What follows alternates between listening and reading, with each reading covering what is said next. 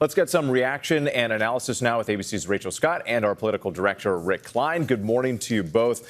Rachel, let's start with you because the big question here, did this interview do enough to ease fears of Democrats and major donors?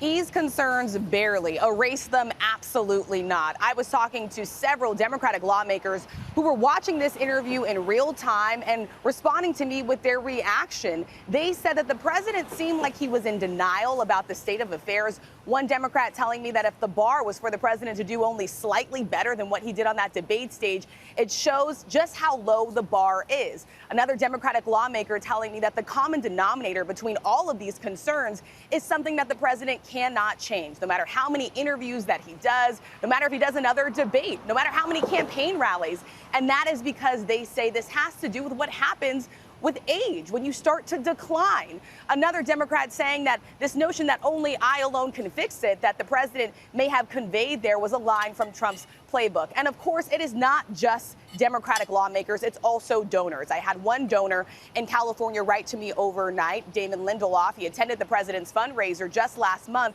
and he said, if president believes that only the Lord Almighty can convince him to step aside, he says that we better start going to our mosques and our churches and start praying with. That's strong words right there. And Rick, as we heard there in that exchange with George, Biden also dismissed the recent polls.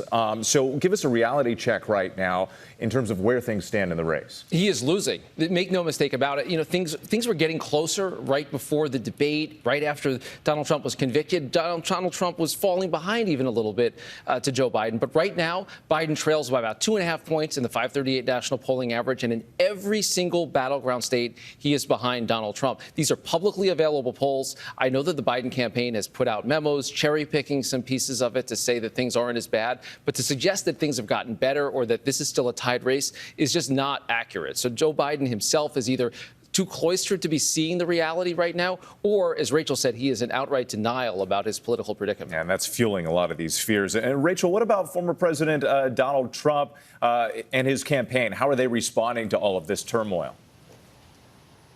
Well, his campaign advisors were closely watching this interview live as well. And of course, they railed against President Biden. But what is notable here is that former President Donald Trump has been unusually quiet as all of this chaos has been playing out within the Democratic Party. He has not wanted to step in and steal any sort of this spotlight. They are preparing, sources tell me, for all types of scenarios. But of course, they have been preparing for months to face off against President Biden. So ultimately, they want him to stay on the ballot here. They believe they do have the best chance at defeating him than throwing another wild card simply in this race. But the former president will have to start to change the focus a little bit. Yes, he is just weeks away now from the Republican National Convention where he will need to pick a running mate with. Okay, Rick, speaking of those scenarios, if, and that's a big if, Biden were to drop out, how would that play out? Give us the timeline. But the clock is ticking for Democrats. Rachel mentioned the Republican convention. The Democratic convention is not till the middle of August. You've got 6 weeks or so before there's an actual vote to make someone the nominee. But the Democrats are actually scheduled to start voting virtually on the nomination just 3 weeks from now.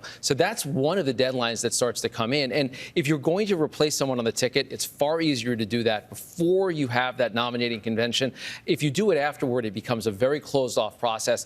So that's part of the pressure right now. It's not just that the electoral calendar, you see November looming for so many Democrats. It's that right now is the best and maybe the only clean opportunity the Democrats have to make a change before November. We'll see what happens in the coming days and the weeks ahead. Rick Klein, Rachel Scott for us, thank you so much. We appreciate it. And we'll have much more from the interview in our second hour. Plus, we'll air George Stephanopoulos' interview with President Biden again on Sunday on This Week, along with more analysis from our Powerhouse Roundtable, the reaction, and what comes next.